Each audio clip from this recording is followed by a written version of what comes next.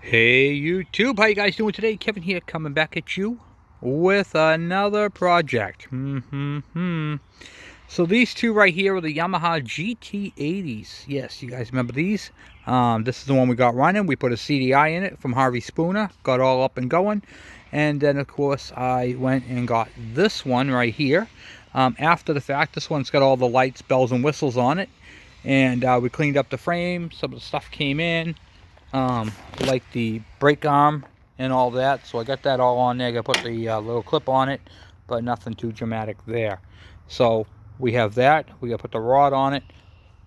What we're gonna do with these bikes is we're gonna take the parts and pieces from that bike, clean them, work them, modify them, and we're gonna take them and put them onto this bike and make one really cool bike.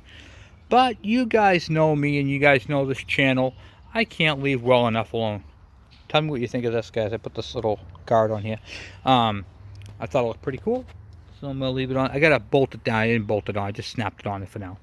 But you guys know me. I can't leave things alone. I have to make them personal, especially if they're going to be in my collection.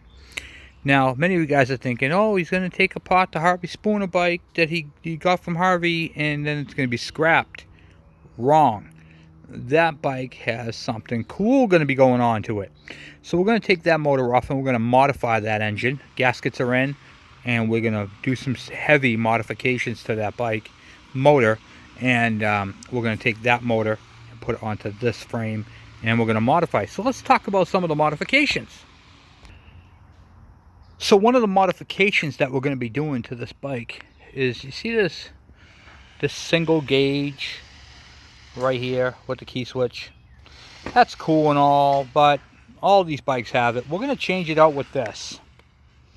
This is going to fit on, and I'll show you what it looks like on this bike. It actually doesn't look bad at all, guys, so I'll show you. It's going to be sitting on the bike something like that, okay?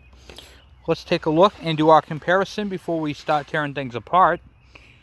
This one right here goes up to 80 miles an hour. So doesn't this. The tachometer, oh wait, it doesn't have a tachometer. Well, it will. It's got the high beam light.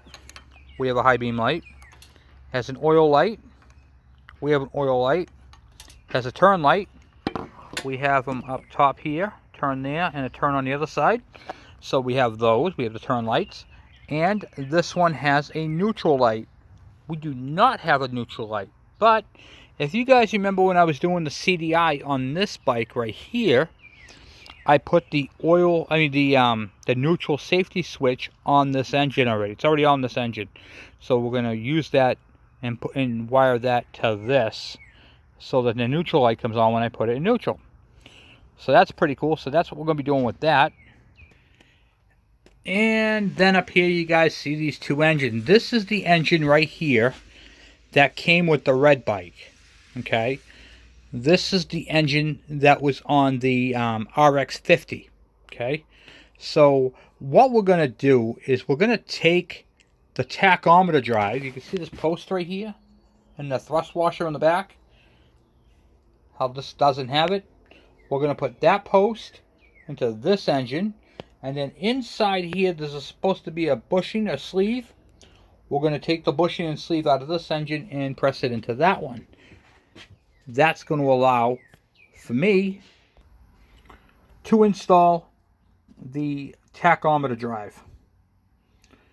You can see how they mate right there. And that will fit in there. And then, boom, we have a tachometer.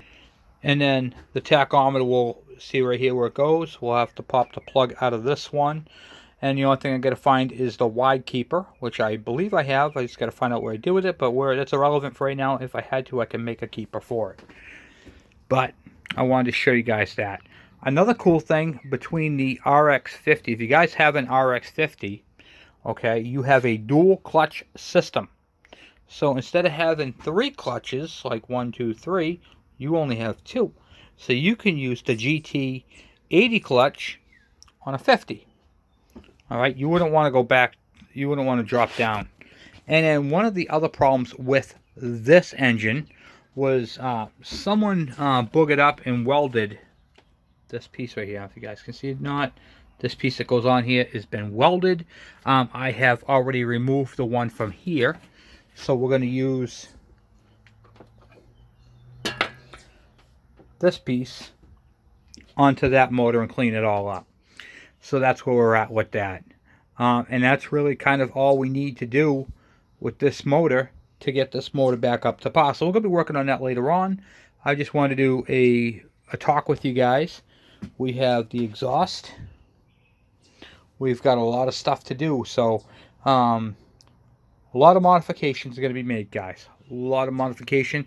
I have a box of parts and pieces that we have to go through to make this work. A lot of people go like, oh, why don't you just use that? I wanted to show you guys that as well on this video, and show you guys what some of the differences between the RX50 motor and the GT80. Although the footprint is basically the same, there are a couple of differences, and one of them is the case is in fact different. So a lot of people are like, oh, why don't you just put that motor in that? You can't do that. So you can see the hole diameter right here for the piston, okay, from where it would slit down there. This is actually smaller than this one, and the transfer ports on the GT80 are significantly bigger than the RX50. So you wouldn't want to try to use this block built to an 80. It's not going to work. You want to make sure that you're using the actual GT80 to get your full potential out of that motor. Now, some of the other things that are interchangeable, okay, pretty much everything but the crank is interchangeable, and the gears are the same, but you've got your idler pulleys. These are all the same. Your Kickstarter will work. So you can see it's a little different than this one, so in the 1980s, but it will work. So they're all those type of things are the same. The side covers are the same. The shifter arm, the clutch arm, you know, the push rod here is the same. The output shaft is the same. All this stuff is the same. They upgraded this motor to Allen heads, so we're going to use those because I like those. I thought it was pretty cool, and I got all of them, so we're going to use them on the motor. They did pretty good. And being a 1980, this one is also, I believe, a CDI. So now I have two CDI units. Yes. So this CDI right here will work on that, what do you call it there? On that bike. And then we just got to put the wire in because, see this plug right here? That is where your neutral safety light sensor goes. And we have that, but it's installed on the other motor. So I figured I'd just show you guys a couple of differences and a couple of things to check out. But I mean, the shifter shaft is the same. We are not going to build this engine.